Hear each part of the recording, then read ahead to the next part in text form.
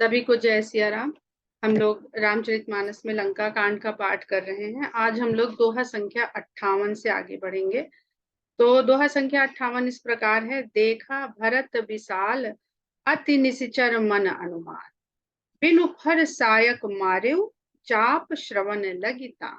यहाँ तक हम लोगों ने पढ़ा था कि जब हनुमान जी संजीवनी बूटी के लिए वो पर्वत ही उठा करके वहां से चल पड़े और वहां से लौटते समय जब अयोध्या के ऊपर से गुजरे। अब यहाँ पर दो बातें सोचने वाली हैं कि जब गए थे तब अयोध्या के ऊपर से नहीं गए थे, या तुलसीदास जी ने जिक्र नहीं किया क्योंकि तब कोई महत्वपूर्ण घटना नहीं घटी।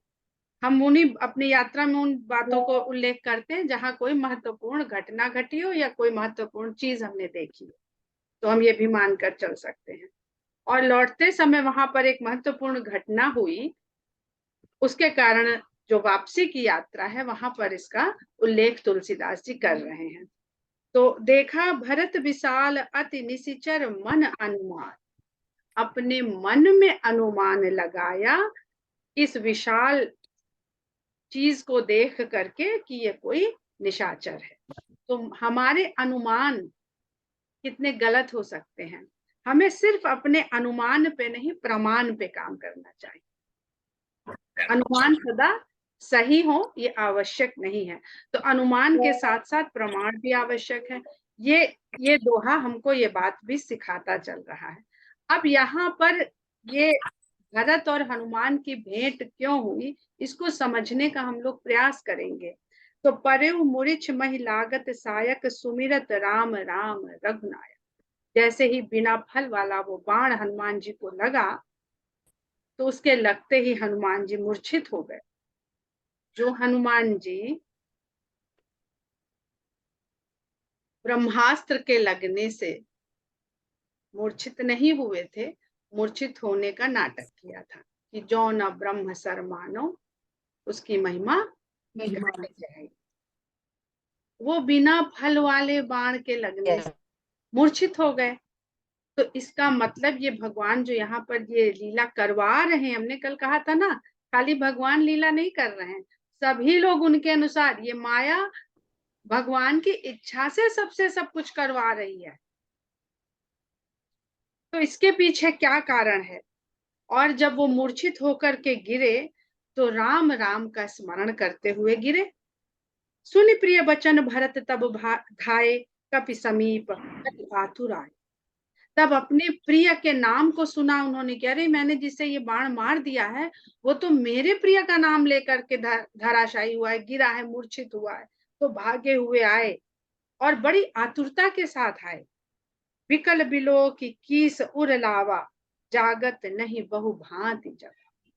उन्होंने देखा कि व्याकुल होकर हनुमान जी वहां पर गिर पड़े हैं, तो उन्होंने उनको अपने हृदय से उठा के तुरंत लगा लिया और बहुत प्रकार से उनको उनकी मूर्छा से उनको निकालने का प्रयास किया, जगाने का प्रयास किया, परंतु वो नहीं जागे। मुख मलिन मन भय दुखारी, कहत बचन भरी लोचन भारी। ये देख करके कि उनके राम के किसी चहेते को मैंने बाण मार के मूर्छित कर दिया है, ये सोच करके मन से दुखी हो गए और चेहरा उनका मलिन हो गया, म्लान पड़ गया। कहत बचन भरी लोचन बारी, और आंखों में आंसू भर करके वो इस प्रकार बोलने लगे। जही विधि राम विमुख मोहि कीन्हा, तही पुनि यह दारुण दुख दीना।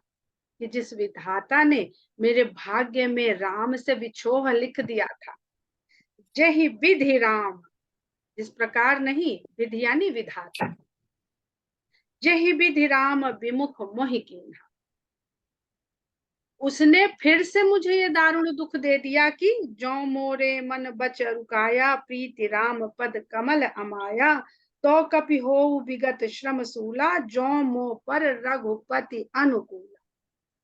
ये क्या दारुण दुख दे दिया कि मैंने राम के चाहने वाले को अपना बाण मार के उसके काम में बाधा डाल दी। हाँ भैया, क्या हो रहा बेटा?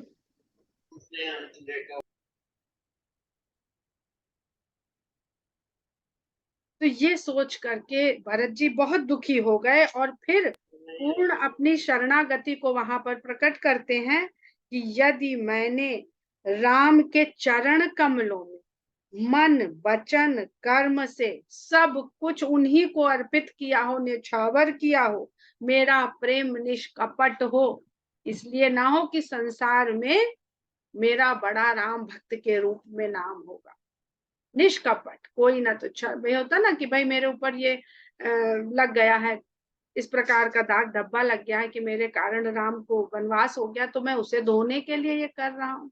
हम लोग जो मनोविज्ञान है ऐसे भी काम करवाती है लोगों से। तो कह रहे हैं अगर मेरा प्रेम राम के चरण कमलों में मन वचन कर्म से छल और कपट रहित हो तो कपि हो विगत श्रम सूला। तो और राम मेरे अनुकूल हो, उनको ये सब पता हो, हृदय से, ऊपरी संसार में दिखाने को नहीं, मेरे अनुकूल हैं, तो किस पे छोड़ दिया ये काम? राम के ऊपर छोड़ दिया।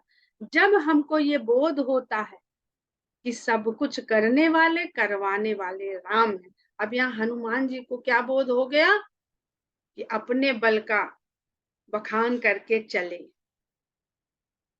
और इतने राक्षस को रास्ते में मारा, और उसके बाद अब दवाई भी मैं ही लेके जा रहा। तो कहीं ना कहीं मनुष्य, जब ये सब जीव के लिए लीला है, मनुष्य के मन में ये क्रेडिट लेने का भाव आ जाता है कि मेरे बिना तो भगवान का काम नहीं होगा। पुजारी जाग के भोर में भगवान को जगा के स्नान लगा के भोग नहीं लगाएगा तो भगवान बेचारे भूखे प्यासे पड़े रहेंगे। इसके लिए कहो वो घर वालों से झगड़ा कर ले, जिससे कहो उससे झगड़ा कर ले, संसार से झगड़ा कर ले, तो कर्ता भाव आ जाता है भक्त के भीतर। तो उस कर्ता भाव को मुक्त करने के लिए भगवान अपने भक्त का कर्ता भाव से तुरंत उसे मुक्त करते हैं। तो कपि हो विगत श्रम सूला। तो हे वानर, आप जो आपके भीतर ये जो चले आने की थकावट और जो मेरे बाण से पीड़ा हो गई वो आपसे दूर हो जाए। सुनत बचन उठ बैठ कपीसा। अब उनको मूर्छित करने वाले भी राम है और मूर्छा से बाहर लाने वाले भी राम। बाण तो भरत ने चलाया, तो क्यों उस बाण से हनुमान जी मूर्छित हो गए? क्योंकि ये राम की प्रेरणा से बाण चला था। हनुमान जी को पता लगना था कि तुम ही एक भक्त नहीं हो, जाओ देखो भरत के दर्शन करो,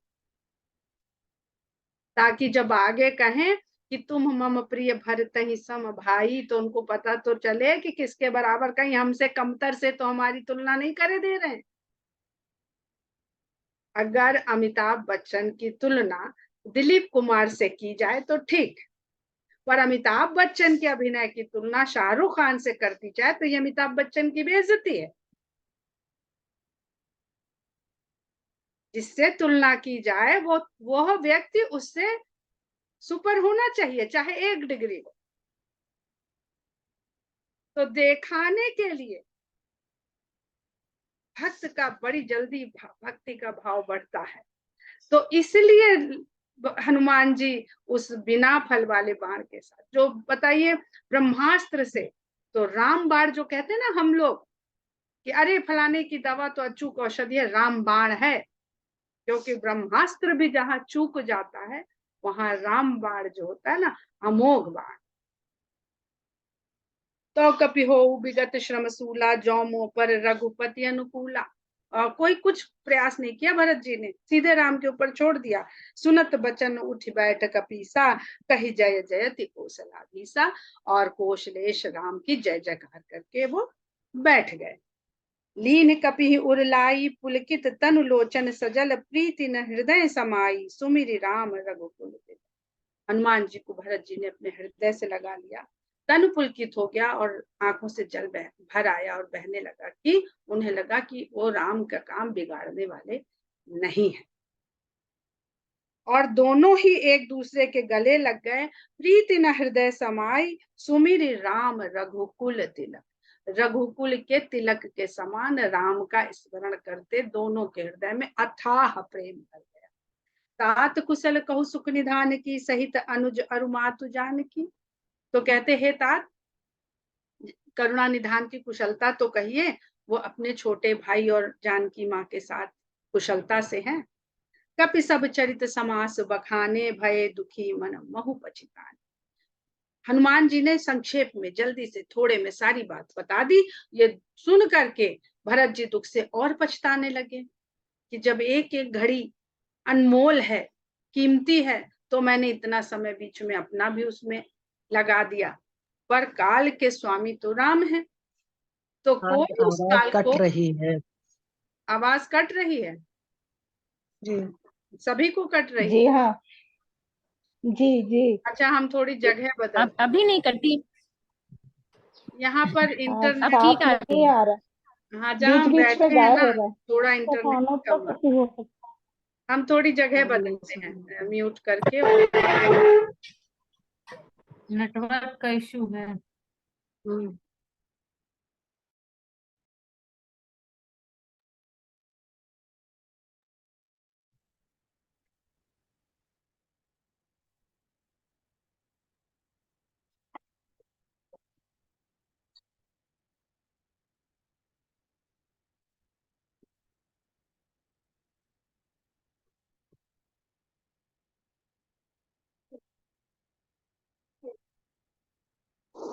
आज तो चर्चा का दिन था ना, मंगल है।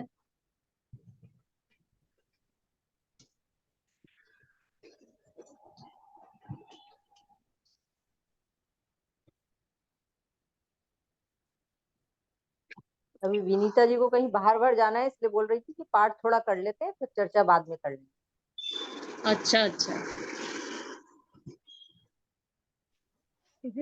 को करेंगे चर्चा। अब तो 15 मिनट बचे हैं।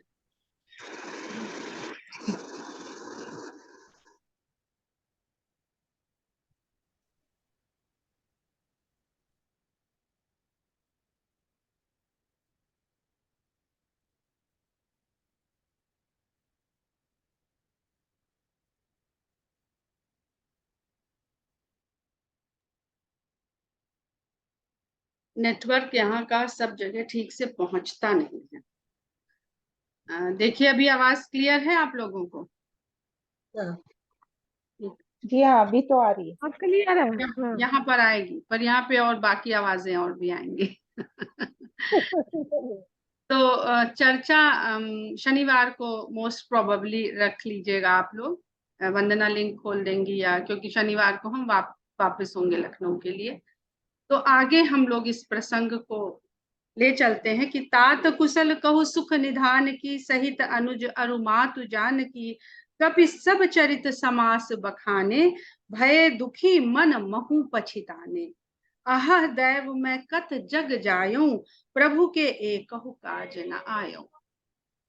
तब भरत जी और पश्चाताप करते हैं और अपने को धिक्कारते हैं कि हे देव, मैं किस लिए इस संसार में जन्मा कि भगवान के एक भी कार्य नहीं आ सकता। अब इसमें ऐसी चौपाइयां हैं इस प्रसंग में आगे, जिनमें अच्छा भला जो लोग मानस पढ़ते हैं ना, उनको भी बड़ी शंका हो जाती है कि ऐसे क्यों लिख दिया तुलसीदास जी ने।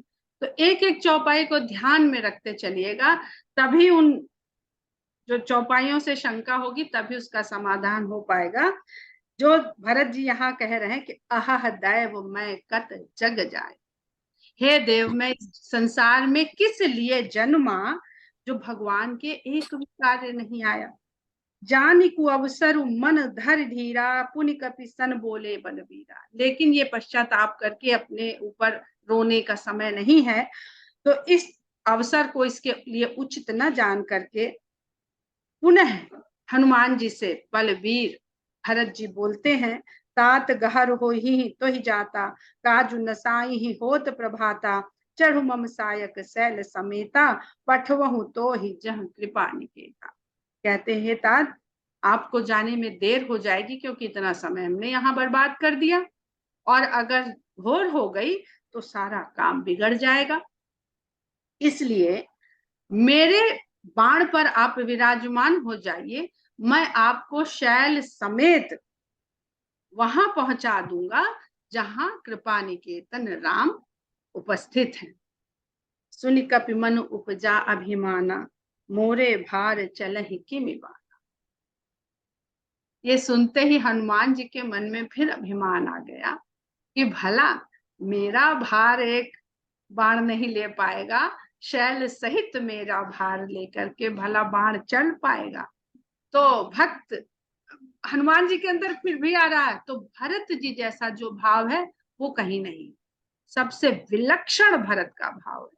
जब महाभारत का युद्ध हुआ था तो अर्जुन के रथ के ऊपर हनुमान जी को बैठाया गया था, याद है वो प्रसंग, सबको याद होगा। तो ऐसा भार और ऐसा दबाव, सारा कुछ इस संसार में वायु के दबाव का ही तो खेल है, एयर प्रेशर, और वो पवन पुत्र है। तो यहाँ बहुत बड़ी फिजिक्स भी है शायद, जो हम लोगों की समझ से परे है। राम प्रभाव विचारी बहोरी, बंदी चरण कह कपि कर जोरी। लेकिन राम के प्रभाव को विचार कर लिया उन्होंने तुरंत कि उनकी जिस पर कृपा हो उसके लिए कुछ भी संभव है। इनका बाण के द्वारा मुझे भेजा जाना भी संभव है, और मैं भी उसी भाव से शरणागत हूं, तो मेरा यूं चले जाना भी संभव है। अब ये नहीं उन्हें लगा कि अरे हमको क्या मुश्किल है, हम जैसे आए थे वैसे चले भी जाएंगे। नहीं, राम प्रभाव विचारी बहोरी।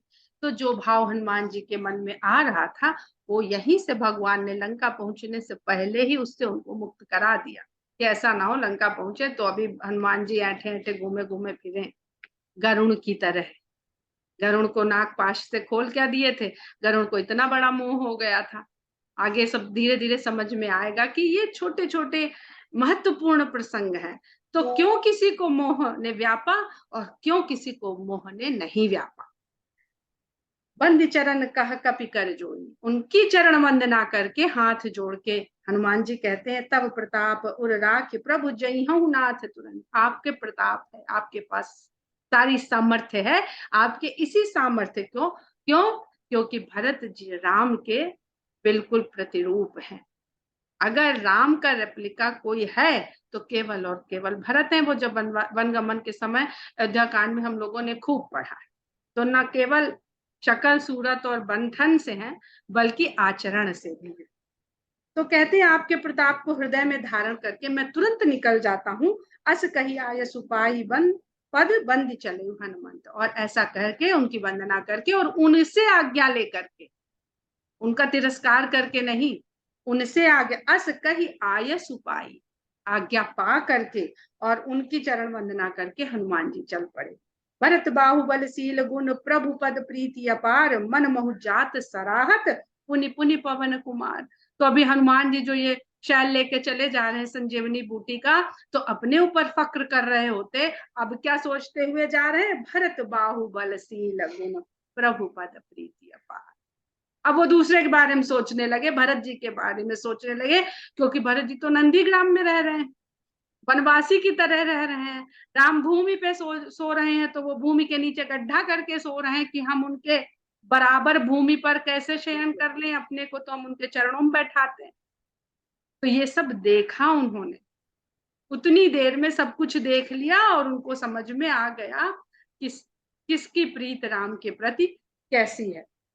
वहां राम लक्ष्मण ही निहारी, बोले बचन मनुज अनुसारी। वहां हम लक्ष्मण को देख रहे हैं और मनुष्य के अनुसार वचन कह रहे हैं। अर्ध रात गई कपि नहीं आयो, राम उठाई अनुज उर लाए। आधी रात बीत गई और अभी तक हनुमान आए नहीं है। राम ने छोटे भाई को उठा करके हृदय से लगा लिया। सकहु न दुखित देख मोहि काऊ, बंधु सदा तब मृदुल स्वभाव। तुम मुझे कभी भी दुख में डूबा हुआ नहीं देख पाते थे, और हे बंधु तुम्हारा स्वभाव मेरे लिए सदा ही बहुत मृदुल रहा है। मम हित लागी तजेहु पितु माता, सहेहु विपिन ही मातप बाता।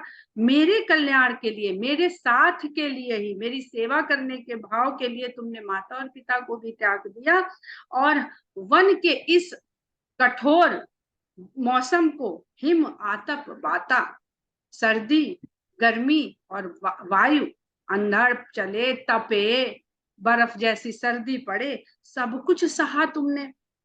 सो अनुराग कहाँ अब भाई, उठहु न सुनि मम बच बिकलाई।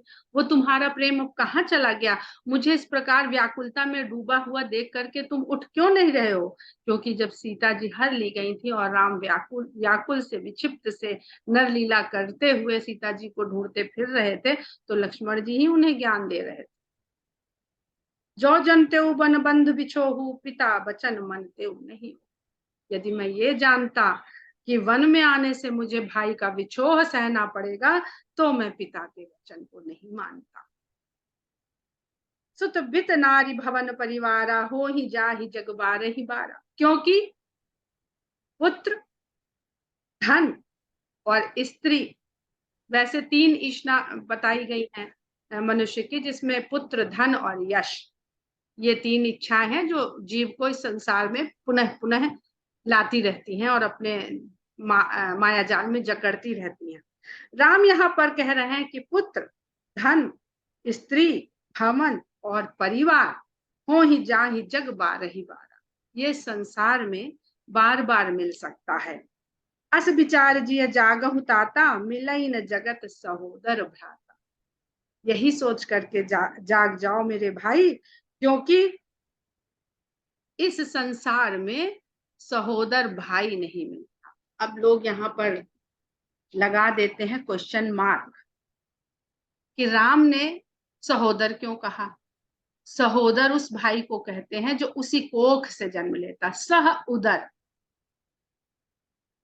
उसको सहोदर, सहोदर भाई का पर्यायवाची है, पर उसका अर्थ क्या है, सहोदर, जो उदर में साथ जन्मा, अर्थात जिस उदर में एक भाई जन्मा उसी उदर से दूसरा भाई या बहन जन्मी, उसे सहोदर कहते।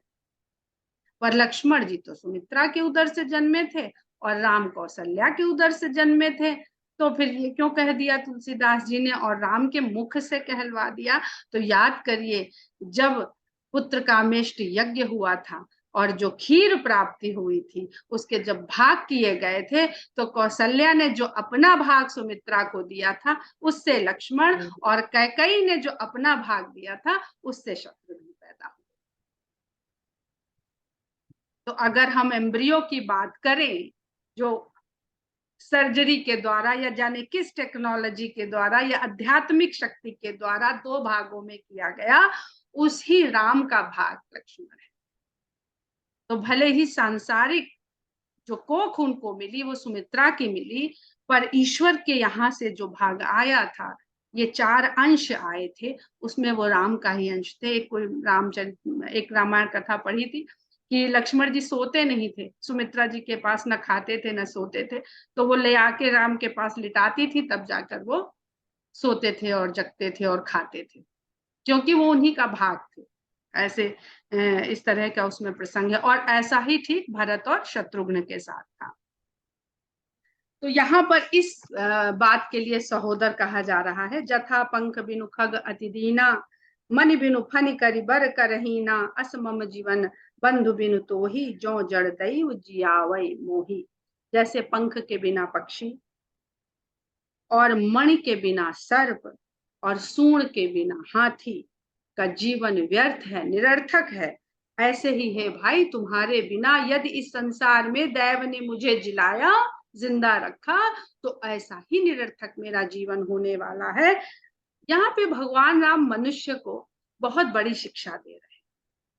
मनुष्य जो अपना परिवार बनते ही माता पिता और भाई, इनको परिवार मानना छोड़ देता है, ये सब उत्तरकांड में सब बताएंगे तुलसीदास जी, उसी का काउंटर है ये, वो जो चौपाई उत्तरकांड में आएगी कि परिवार का अर्थ क्या होता है। अस मम जीवन बंधु बिन तोही, जो जड़ दैव जियावहि मोही, जइहु अवध कवन मुहलाई, नारी हे तु प्रिय भाई गवाई। मैं क्या मुँह लेकर के अयोध्या में जाऊंगा कि मैंने स्त्री की प्राप्ति करने के लिए अपने भाई को गंवा दिया। बरु अपजस सहते हूँ जग माही, नारी हानि विशेष क्षति नाही। भले ही मुझे संसार में थोड़ा अपयश ही तो मिलता कि राम के भीतर पौरुष नहीं था, इसलिए स्त्री की क्षति सह ली उन्होंने, लेकिन मैं भाई को खोने का दुख तो मेरे सामने नहीं आता। तो अपयश बड़ा है कि भाई को खोने का दुख बड़ा है। इस संसार में हम यश के लिए कार्य करने लग जाते हैं, स्वार्थ के लिए कार्य करने लग जाते हैं, और अपनों का जो दुख है, अपनों का जो बिछुड़ जाना है, उसको भूल जाते हैं। भाई भाई ऐसे ही नहीं लड़ रहे हैं, सब लड़ते हैं। तो किस लिए लड़ते हैं? क्योंकि वो भाई को परिवार समझना, अपना समझना छोड़ देते हैं। जय हूँ अवध कवन मुलाई, नारी हेतु प्रिय भाई गवाई, बर अपजस साते हूँ जगमाही, नारी हानि विशेष क्षति नाही। इस चौपाई को भी लोग कोट कर देते हैं कि राम ने तो ऐसे कह दिया है कि स्त्री की हानि में कोई विशेष क्षति नहीं है, नुकसान नहीं है, जाओ मारो 2 लाख निकालो इसे, दूसरी ले आएंगे। पर पूरा पूरा विवरण प्रसंग देखिए ना, इतनी सी बात लेकर के, और हम अपने ऊपर उसको, चाहे गीता हो चाहे रामायण, हम इतनी सी बात उठाते हैं और जस्टिफाइड करते हैं और अपने जीवन में अपने गलत कार्य को सही सिद्ध करने के लिए उसको अप्लाई कर देते हैं। अब अपलोक शोक सुत तोरा, सही निठुर कठोर उर मोरा। अब तो संसार में शोक और अपयश दोनों ही मुझे सहना पड़ेगा, क्योंकि जो रावण ने कहा था ना कि वो तो लक्ष्मण अपने भाई के दुख से शक्तिहीन हो गया है, लक्ष्मण तो भाई के दुख से शक्तिहीन नहीं हुआ था, क्योंकि वास्तव में भाई शक्तिहीन था ही नहीं, वो तो लीला कर रहा था। परंतु अब लक्ष्मण जी अगर नहीं उठे तो राम ऐसे शक्तिहीन हो जाएंगे कि अब सीता के लिए युद्ध नहीं लड़ पाएंगे, और सीता की क्षति और भाई का शोक ये दोनों ही उन्हें सहना पड़ेगा। अब अपलोक शोक सुत तोरा, सही निठुर कठोर उर मोरा। मेरा कठोर और निष्ठुर हृदय अब इसको सहेगा। दोनों चीज भाई, अगर 2 नुकसान हो रहे हो तो एक नुकसान चुनने को कहा जाए तो आदमी ये कहेगा ना कि एक नुकसान उठा लो, दोनों नुकसान नहीं। पर अब तो मैंने जो ये हो रहा है उसमें तो मेरा दोनों ही नुकसान है। निज जननी के एक कुमारा, तात तास तुम प्राण धारा। तुम अपनी माँ के इकलौते पुत्र हो, तात तास तुम, और उनके प्राणों के हे तात तुम ही आधार। अभी 3-4 दिन पहले ही रामचरित भवन से एक कोई है, पता नहीं इसमें जुड़ी कि नहीं जुड़ी, उन्होंने मुझे 6-7 प्रश्न भेजे थे, जिसमें एक ये भी था कि निज जननी के एक कुमारा, तात तास तुम प्राण आधारा। तो ये कैसे कह दिया? सुमित्रा जी के तो 2 पुत्र हैं, उन्होंने रामचंद्र जी ने ये कैसे कह दिया कि अपनी माता के आप एकमात्र पुत्र हैं? थोड़ा सा इसको ध्यान, मतलब ये कविता है, ये गद्य का वाक्य नहीं है। गद्य का वाक्य कर्ता कर्म क्रिया सबको पूरा करता हुआ चलता है, और कविता में ये बाध्यता नहीं होती। कविता भाव को कहती है, भाव को समझना हमारी अपनी क्षमता के ऊपर है। तो निज जननी के एक कुमारा, तात तास तुम प्राण आधार। अपनी जननी के प्राणों के आधार तुम एकमात्र तात ऐसे पुत्र हो जिनको उन्होंने राम की सेवा के लिए समर्पित कर पाया। अब ये राम अपने मुंह से तो नहीं कहेंगे ना, ऊपर कह चुके हैं, क्योंकि भरत जी ने कह दिया है कि मैं व्यर्थ ही इस जगत में जन्मा, क्योंकि मैं तो तुम्हारे एक भी काम नहीं आ सका, राम के अपने एक भी काम नहीं आ सका। तो इन तीनों भाइयों में एकमात्र लक्ष्मण ऐसे हैं जिन्होंने सब कुछ त्याग दिया है। तो इसको इस तरह से समझने का, आप लोग जब पढ़िए तो इस तरह से इसको समझने। निज जननी के कुमार, सबके 2-4-6 बच्चे होते हैं ना, लेकिन जिस कार्य के लिए जिसको वो करके दिखाता है तो उसके लिए यही तो कहता है 6 बच्चों में कि एकमात्र तुम ही ऐसे हो जिसने जो है हमें दुनिया में यश प्रदान किया। ऐसे कहा जाता है कि नहीं? तो ये वो बात कही जा रही है कि निज जननी के कुमारा, तात तुम है तास तुम प्राण आधारा। नहीं तो कहती रुको, शत्रुघ्न को भी आने दो, ये मौका मेरे दोनों बच्चों को मिलना चाहिए भरत राम की सेवा का। सौंपिस मोहि तुम्हारी गही पानी, सब विधि सुखद परम हित जानी। उस माँ ने तुम्हारा हाथ पकड़कर मुझे सौंप दिया था, सब विधि सुखद परम हित जानी, ये जान करके कि मेरे साथ ही तुम्हारा परम हित और परम कल्याण है। ऐसा उस माँ का मेरे ऊपर भरोसा था। उतर काह दई हूँ ते ही जाई, उठ किन मोहि सिखावहूँ भाई। मैं लौट के जा करके उस माँ को क्या उत्तर दूंगा? हे भाई उठो और मुझे ये सिखाओ। जब सीता हार गई थी तो तुमने मुझे भांति भांति से सिखाया था, अब फिर उठो और मुझे सिखाओ। बहुविधि सोचत सोच विमोचन, स्रवत सलिल राजीव दल लोचन। इस प्रकार सबके सोच का विमोचन करने वाले सोच में डूबे हुए दिखाई पड़ रहे हैं, और स्रवत सलिल राजीव दल लोचन, कमल के समान नेत्रों से उनके आंसू जैसे कमल की पंखुड़ी में आके टिकता है कमल दल पे, उस तरह उनके आंसू बह रहे हैं, क्योंकि उनका चेहरा भी कमल के समान कहा जाता है। तो नेत्र भी कमल नयन है और मुख भी कमल नयन है, कमल वदन कहलाता है, चरण कमल कहलाते हैं, हाथ कमल कहलाते हैं। जो श्री रामचंद्र कृपालु भजवन आप लोग पढ़ते हैं उसमें हर चीज को कमल कहा गया है। क्यों कमल कहा जाता है ये चर्चा याद रहेगा तो फिर करेंगे। बहुविधि सोचत सोच विमोचन, स्रवत सलिल राजीव दल लोचन, उमा एक अखंड रघुराई, नर भगति भगत कृपाल दिखाई। जैसे ही तुलसीदास जी को लगता है कि कथा पढ़ने वाले के मन में ये मोह, ये माया, ये भ्रम अपना सर डालने लगा है कि नहीं नहीं ये भगवान नहीं है, तुरंत शंकर भगवान आ जाते हैं और कहते हैं कि उमा, रघुनाथ एक अखंड ब्रह्म ही है, नर गति भगत कृपाल। भक्तों को कृपा करने के लिए, भक्तों को कैसा जीवन, कैसा आचरण, कैसा व्यवहार करना चाहिए, ये करने के लिए, दिखाने के लिए, सिखलाने के लिए, उन पे कृपा करने के लिए सिर्फ इस तरह से करते हुए दिखते प्रतीत हो रहे हैं। प्रभु प्रलाप सुनिकान बिकल भय बानर निकल। भगवान का इस प्रकार से विलाप सुन करके उनके पास मौजूद वानर बड़े व्याकुल हो गए कि आई गए हनुमान जिम करुणा महावीर रस। उसी समय हनुमान जी वहां सीधे लैंड कर गए, जैसे करुणा रस के मध्य में वीर रस का समावेश हो गया हो। यहीं पर आज के प्रसंग को हम लोग विराम देते हैं। जय सिया राम।